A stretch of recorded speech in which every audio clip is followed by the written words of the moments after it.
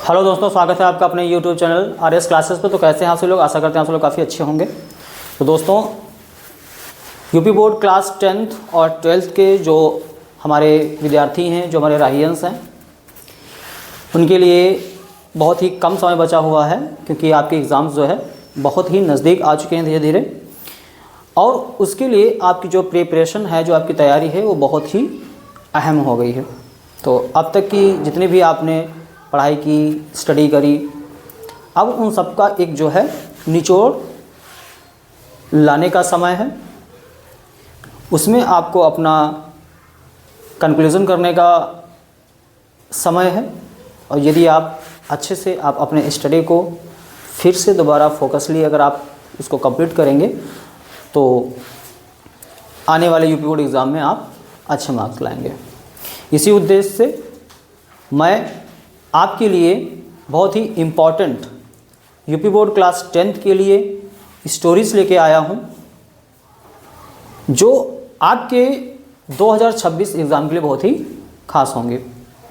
और इस क्लास में हम सिर्फ स्टोरी को बनाएंगे नहीं, बल्कि उसके हम लॉजिक को भी सीखेंगे, उनके हम लेवल को भी सीखेंगे, उनका क्या जो है कमांड होता है, उनका ऑर्डर क्या होता है, किस टाइप से हम एक स्टोरी को आसानी से बना सकते हैं। तो वीडियो को लास्ट तक बिना स्किप किए हुए देखना। और जितने भी लोग हमारे चैनल से अभी नए जुड़े हुए हैं, फटाफट इस चैनल को सब्सक्राइब करके इसके बेल आइकन को प्रेस कर दें, ताकि इसकी नोटिफिकेशन आपको समय पर मिल सके। अब हम स्टार्ट करते हैं अपनी एक स्टोरी। और स्टोरी आपके सामने स्क्रीन पर है, आप देख रहे हैं। आप इसको चाहें तो नोट कर सकते हैं, या फिर आप हमारे साथ ही इसको देख सकते हैं और बना सकते हैं। ठीक है। एक ट्रांसलेशन का सबसे इम्पोर्टेंट चैप्टर है ये, जो कि आपके यूपी बोर्ड एग्ज़ाम में 3 नंबर का आपसे पूछा जाता है। ठीक है। और ये इम्पॉर्टेंस आपकी जो है, मोस्ट इम्पॉर्टेंस जो है, जितनी भी स्टोरीज होने वाली हैं उनमें से एक है। और हम इस स्टोरीज में जो है हम आपको सब्जेक्ट से लेकर के इसके बाकी जितने भी कॉन्सेप्ट होते हैं वो सब कुछ बताएंगे। फिलहाल एक स्टोरीज आपको अगर कंप्लीट करनी है तो आपको ये जानना आवश्यक होगा कि सब्जेक्ट क्या होता है, वर्ब क्या होता है, ऑब्जेक्ट क्या होता है, और आपकी थोड़ा बहुत वोकैब जो है, अगर आप नॉर्मली अगर आप बनाना चाहते हैं सिंपली, हाई स्कूल में ज़्यादा कोई डिफ़िकल्ट स्टोरीज नहीं आती, बहुत ही नॉर्मल कंडीशंस में आपकी स्टोरी पूछी जाती है।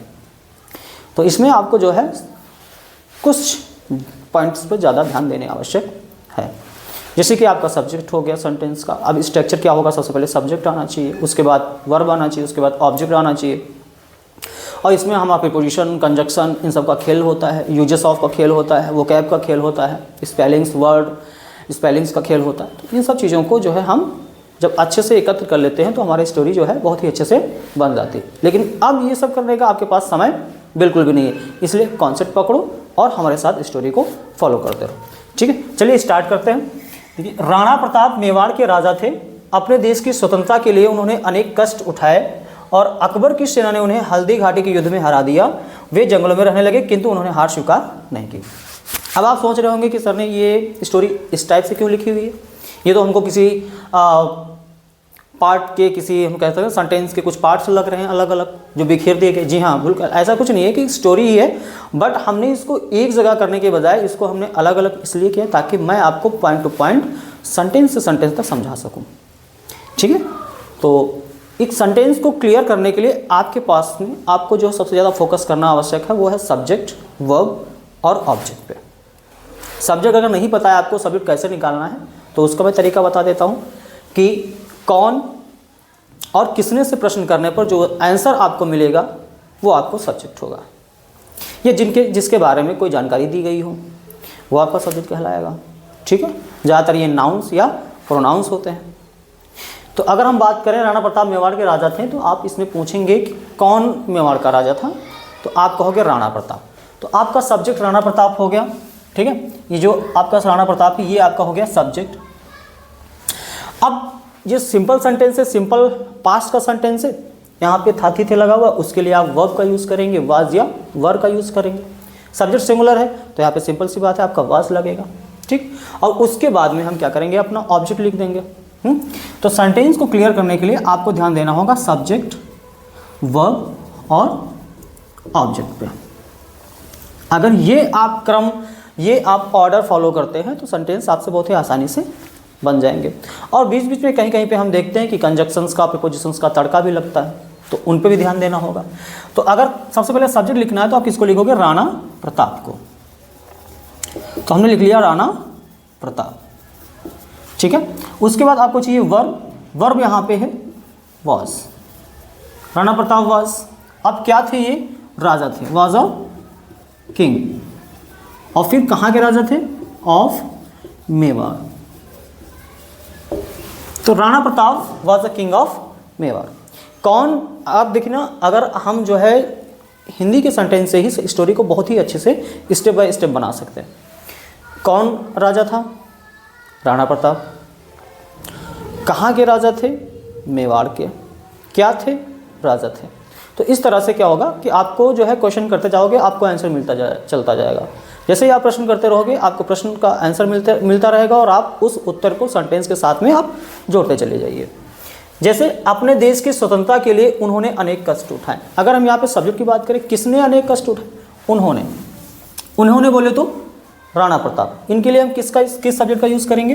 ही का यूज़ करेंगे, ठीक। अब यहाँ पे अगर हम वर्ब की बात करें तो कष्ट उठाना, और कष्ट उठाना मीन्स क्या होता है? कष्ट उठाना काहे मीन्स होता है? सफर्ड। सफ़र मीन्स होता है, तो यहाँ पे क्या लिखेंगे? सफर्ड, ठीक है। कितना कष्ट उठाया? हमने लिखा किसने कष्ट उठाया? उसने। हमने उसने की इंग्लिश लिख दी, उन्होंने की इंग्लिश लिख दी। उन्होंने क्या उठाया? कष्ट उठाया, कष्ट लिख दिया हमने। कितना उठाया? अनेक उठाया, तो इसके लिए क्या लिखोगे? अलॉट लिख दोगे। ही सफर्ड अलॉट, ठीक है। किस लिए उठाया? तो हो जाएगा फॉर द फ्रीडम। किसकी फ्रीडम? देश की फ्रीडम, अपने देश की freedom. Of his country, the freedom of his country. तो he suffered a lot for the freedom. He suffered a lot, उन्होंने अनेक कष्ट उठाए। किसके लिए उठाए भैया? स्वतंत्रता के लिए उठाए, ठीक है। और किसके स्वतंत्रता के लिए उठाए? देश के स्वतंत्रता के लिए उठाए। तो प्रश्न के साथ साथ आपको उत्तर जो मिलता चला जाएगा, आप उसको बैक साइड से लगाते रहिए, सेंटेंस के बैक साइड से लगाते रहिए। जैसे अभी फिर से मैं बोल दूं, अपने देश की स्वतंत्रता के लिए उन्होंने अनेक कष्ट उठाए। उन्होंने अनेक कष्ट उठाए, सब्जेक्ट आप जैसे लिखोगे, सब्जेक्ट लिखिए और वर्ब लिखिए, सब्जेक्ट लिखिए और वर्ब लिखिए। तो हमने लिख दिया सब्जेक्ट भैया, ठीक है। अब सब्जेक्ट, उन्होंने क्या किया? हमने सब्जेक्ट लिख दिया ना। अब उनको क्यों लिखा गया? उन्होंने क्या किया था? तो उन्होंने क्या किया? कष्ट उठाया था। कितना कष्ट उठाया? बहुत सा उठाया। किसके लिए उठाया? आज़ादी के लिए उठाया। किसकी आज़ादी के लिए उठाया? देश की आज़ादी के लिए उठाया। तो देखो, हम प्रश्न करते चले जा रहे हैं और हमारा जो पार्ट है सेंटेंस का वो आपस में जोड़ता चला जा रहा है, ठीक है। अगला देखेंगे, अकबर की सेना ने उन्हें हल्दी घाटी के युद्ध में हरा दिया। किसने हरा दिया? अकबर की सेना ने। तो आप लिखोगे यहाँ पे द आर्मी ऑफ अकबर, ठीक है। आप ऐसे भी ले सकते हैं, अकबर्स आर्मी या द आर्मी ऑफ अकबर। चाहे एस जेनेटिव का यूज़ कर लीजिए या ऑफ जेनेटिव का यूज़ कर लीजिए। हमने यहाँ पे ऑफ जेनेटिव का यूज़ कर रखा है। The army of Akbar, Akbar की सेना ने क्या किया? डिफीट किया, हरा दिया। तो यहाँ पे लिखेंगे डिफीटेड, ऑफ अकबर डिफीटेड, ठीक है। अगर हम सब्जेक्ट निकाले थे, सब्जेक्ट कैसे निकाले थे भैया? किसने हराया? आर्मी ऑफ अकबर, अकबर की सेना ने। अब आप पूछो अकबर की सेना से आपने क्या किया, तो वो कहेगा मैंने डिफीट किया, हराया। किसको हराया भैया? किसको हराया? अकबर की सेना ने उन्हें। कहाँ हराया भैया? The army of Akbar defeated him. किसको हराया? उन्हें हराया। अब कहाँ हराया? हल्दी घाटी के युद्ध में, in the battle of Haldi Ghati, ठीक है, हल्दी घाटी। फिर से देखेंगे, अकबर की सेना ने उन्हें हल्दी घाटी के युद्ध में हरा दिया। किसने हराया? अकबर की सेना ने। अकबर की सेना ने क्या किया? हराया। किसको हराया? उन्हें हराया। कहाँ हराया? हल्दी घाटी के युद्ध में हराया। सेंटेंस पूरा खत्म। फिर क्या लिखा? वे जंगलों में रहने लगे किंतु उन्होंने हार स्वीकार नहीं की। वे जंगलों में रहने लगे। कौन रहने लगा? वे, अर्थात राणा प्रताप। तो ही, वो क्या करने लगे? जंगलों में रहने लगे, रहने लगे, तो ही बिगेन टू लिव, वो रहने लगे। अब कहाँ रहने लगे? इन द फॉरेस्ट, जंगलों में रहने लगे। He began to live in the forest, वो जंगलों में। कौन रहने लगा? वो। तो वो की इंग्लिश पहले लिखेंगे। उन्होंने क्या किया? वो रहने लगे थे, तो बिगेन टू लिव कहाँ? जंगल में। किंतु उन्होंने हार स्वीकार नहीं की। किंतु के लिए क्या लगाओगे? बट। किसने हार नहीं स्वीकार की? उन्होंने। तो इनको पहले लिखो ही। इन्होंने क्या नहीं किया?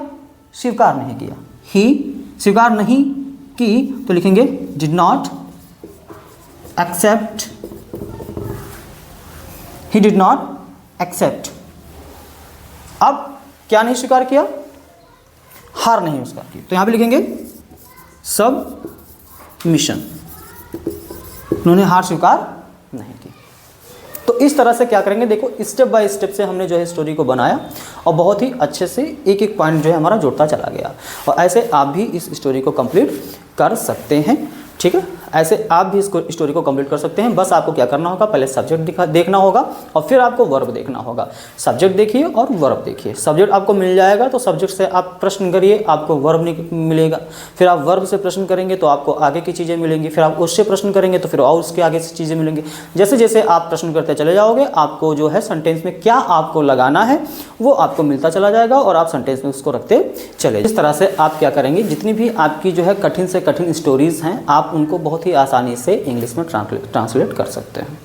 और यदि आप हमारे साथ जुड़े रहेंगे तो हम आपको अपनी हर एक वीडियो में ऐसे ही आपको लॉजिक जो है कॉन्सेप्ट मैं बताता रहूँगा, जिससे आपकी स्टोरीज़ आपके लिए एकदम आसान हो जाएंगी और आप एग्ज़ाम में ये नंबर छोड़ के नहीं आओगे। बहुत लोगों की आदत क्या होती है, वो इसको क्या करते हैं, कुछ अदर जो है तरीके से करते हैं, उसका वही प्रोनाउंसिएशन लिख देते हैं जब नहीं आ रहा होता है। तो ऐसा नहीं करना है, क्योंकि कॉपीज़ चेक होती हैं और यहाँ से आपके मार्क्स कटने वाले होते हैं, ठीक है। तो उम्मीद करते हैं आज की क्लास में आपको ये स्टोरी बहुत ही अच्छे समझ में आ गई होगी। हम अगली क्लास में आपके लिए और स्टोरीज़ लेकर आएंगे। तब तक के लिए आप ऐसे ही पढ़ाई करते रहिए और हमारे साथ भी जुड़े रहिए, ठीक है। धन्यवाद।